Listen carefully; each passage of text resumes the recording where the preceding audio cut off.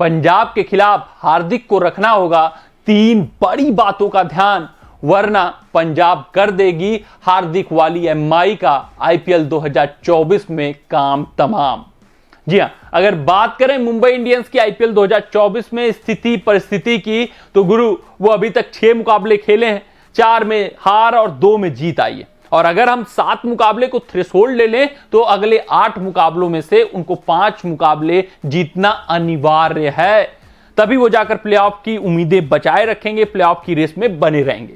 तो यहां से अब जितने भी मुकाबले हार्दिक पांड्या को खेलने हैं, हार्दिक पांड्या वाली एमआई को खेलने हैं, वो करो या मरो के मुकाबले होंगे। और ये जो पंजाब किंग्स का मुकाबला है, ये खास तौर पे मुंबई इंडियंस के लिए करो या मरो का मुकाबला है, क्योंकि यहां पे ये गलतियां नहीं कर सकते, क्योंकि पंजाब किंग्स के खिलाफ उनके पास बड़ी अपॉर्चुनिटी है कि इनको ये आसानी से हरा सकते हैं। एक ऐसी टीम पंजाब किंग्स है जो इनकंसिस्टेंट दिखी है, जो अपने बिना रेगुलर कप्तान के खेल रही है, जिस टीम में काफी कमियां काफी खामियां हैं, जिस टीम के सीनियर मेंबर रिस्पॉन्सिबिलिटी लेते हुए नहीं दिख रहे हैं, और ये टीम बहुत मुसीबतों से आगे बढ़ती हुई दिखाई दे रही है। तो मुंबई इंडियंस के पास अच्छा मौका है, हार्दिक के पास अच्छा मौका है कि इस मुकाबले में जीत अर्जित करें और प्लेऑफ की उम्मीदों को बचाए रखें और आगे जीत की पटरी पर लौटें।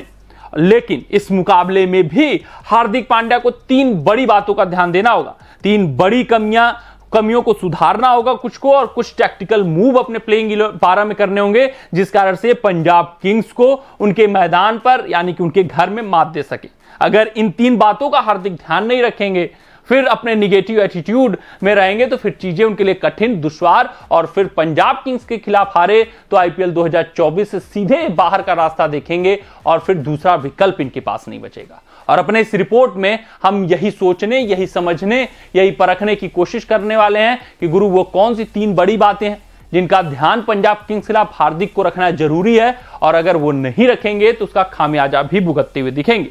तो इस रिपोर्ट में उन्हीं 3 बातों पर हम चर्चा करेंगे। लेकिन वीडियो में आगे बढ़ने से पहले आप सभी व्यूअर्स से आग्रह है, अनुरोध है कि अगर आपको हमारे अपडेट्स पसंद आते हो तो वीडियो को लाइक, चैनल को सब्सक्राइब, हाँ फेसबुक पेज पे अगर आप वीडियो देख रहे हैं तो फेसबुक पेज को फॉलो, और कमेंट सेक्शन में कमेंट जरूर दाग दीजिएगा कि पीबीकेएस वर्सेस एमआई मुकाबले का विजेता कौन होने वाला है।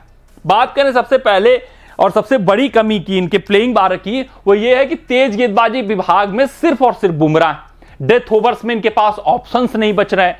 बुमराह के 2 ओवर तो जरूर बहुत किफायती निकल जा रहे हैं डेथ ओवर्स में, लेकिन उसके बाद किससे गेंदबाजी कराएं, ये हार्दिक के पास विकल्प नहीं है। पिछले मुकाबले में आकाश माधवाल का ओवर बचा हुआ था, लेकिन हार्दिक की हिम्मत नहीं हुई कि माधवाल से आखिरी ओवर कराया जाए। वहां पर वो खुद बॉलिंग लेकर आए, लेकिन ये दिखा कि उनके पास डेथ ओवर बॉलिंग के स्किल सेट नहीं है, जिस कारण से महेंद्र सिंह धोनी ने 3 छक्के 3 गेंदों पर उनके लगाए और पूरा मुकाबला सीएसके की झोली में डाला।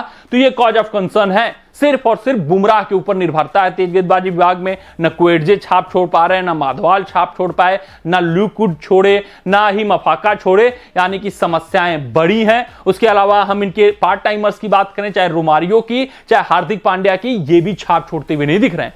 तो इनको काफी मजबूत, काफी सशक्त और काफी सुदृढ़ तेज गेंदबाजी विभाग खिलानी होगी, जिसमें सबसे बड़ा विकल्प दिखता है कि ये नुआन तुषारा को खिला सकते हैं।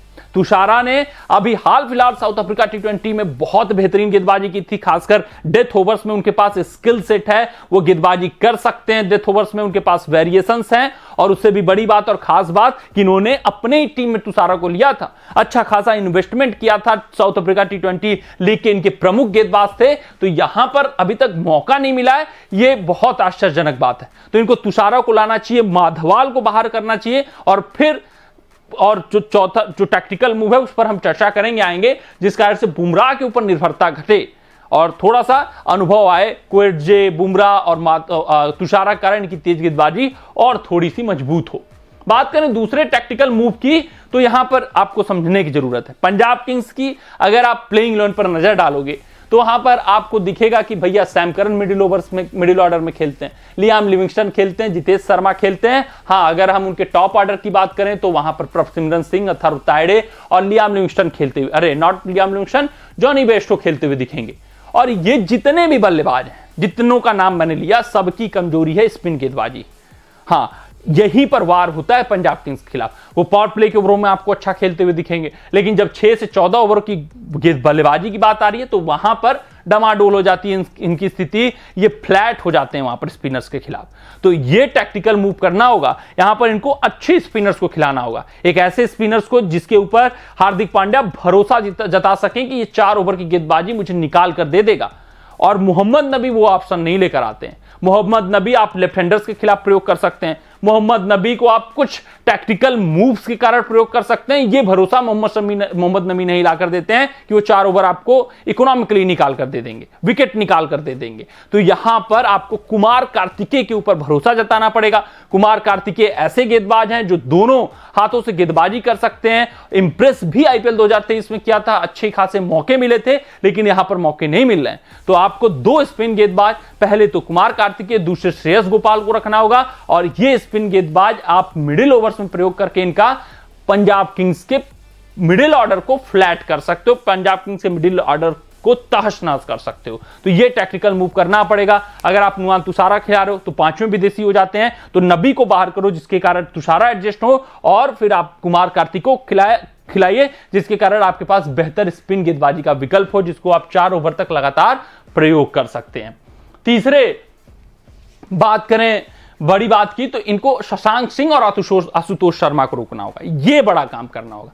क्योंकि अगर आप ये पंजाब किंग्स से बल्लेबाजी पर गौर फरमाएंगे तो इनके जो भी कैप्ड खिलाड़ी हैं, जो भी अनुभवी खिलाड़ी हैं, जिनको आप प्लेइंग 11 में देखकर कहते हो कि नहीं करन चले तो ये टीम अच्छा करेगी, नहीं लियाम लिविंगस्टन चले तो अच्छा करेगी, नहीं शिखर चले तो अच्छा करेगी, नहीं बेस्टो टॉप पर चले तो अच्छा करेगी, इनमें से कोई भी दायित्व तो लेता हुआ नहीं दिख रहा है। ये सभी पीछे बैठकर सिर्फ और सिर्फ मैच का लुत्फ उठाते हुए दिख रहे हैं। जिम्मेदारी नाम की इन बल्लेबाजों में चीज नहीं है। हाँ, इनके लिए ये जो खास बात रही है कि जो अनकैप्ड खिलाड़ी रहे, चाहे आशुतोष शर्मा, चाहे शशांक सिंह, चाहे प्रभसिमरन सिंह, इन्होंने यदा कदा जिम्मेदारियां निभाई हैं, अपने ऊपर भार उठाया है। और यही सबसे बड़ी कमी है कि अनकैप्ड खिलाड़ियों के ऊपर इनकी टीम ज्यादा डिपेंडेंट है। कैप्ड खिलाड़ी अपना दायित्व निभाते हुए नहीं दिख रहे हैं। तो यहां पर जो काम करना है मुंबई इंडियंस को कि इनकी जो सबसे अभी तक मजबूती दिखी है कि इनके अनकैप्ड खिलाड़ी अच्छा खासा खेले, खासकर लास्ट ओवरों की बात करें, कौन आशुतोष शर्मा और शशांक सिंह ने बेहतरीन बल्लेबाजी की है, उनको रोकना होगा, उनके तूफान को थामना होगा। अगर यहां पर दोनों खिलाड़ियों को के तूफान को थाम लिए तो भैया चीजें इनके लिए डगर की पनघट की आसान हो जाएगी। फिर उसके बाद बाकी बल्लेबाजों का ऐसे ही मोटिवेशन काफी डाउन है। ना करन के बल्ले से रन निकल रहा है, ना जितेश शर्मा स्कोर करते हुए दिख रहे हैं, ना ही बात करें लियाम लिविंगस्टन के बल्ले से अभी तक रन निकला है, ना ही बेस्ट ऑफ फॉर्म में दिखे हैं। तो ये सारे बड़े नाम फेल रहे हैं। तो ये जो नाम चल रहे हैं आशुतोष शर्मा, शशांक सिंह, खासकर ये दोनों मैन इन कॉन्फिडेंस हैं, इनको अगर आप रोक लेते हो तो चीजें आपके लिए आसान हो जाएंगी। ये 3 बड़ी बातों पर आप अगर ध्यान देते हो, प्लानिंग सेट कर लेते हो, प्लेइंग 12 में कुछ टैक्टिकल मूव कर लेते हो, तो फिर चीजें आपके लिए पंजाब किंग्स के खिलाफ आसान हो जाएंगी और फिर आप जीत की पटरी पर लौट सकते हो। कमेंट सेक्शन में कमेंट डाल दीजिएगा कि पीवीकेएस वर्सेस एमआई के मुकाबले में कौन विजेता साबित हो सकता है। मिलते हैं अगले रिपोर्ट में, तब तक आप अपना ध्यान दें, सुरक्षित रहें, स्वस्थ रहें, मस्त रहें। जय हिंद, जय भारत। अगर ये वीडियो आपको पसंद आया हो तो इसे लाइक और शेयर करें और क्रिकेट से जुड़ी अन्य जानकारियों के लिए हमारे चैनल को सब्सक्राइब करना ना भूलें।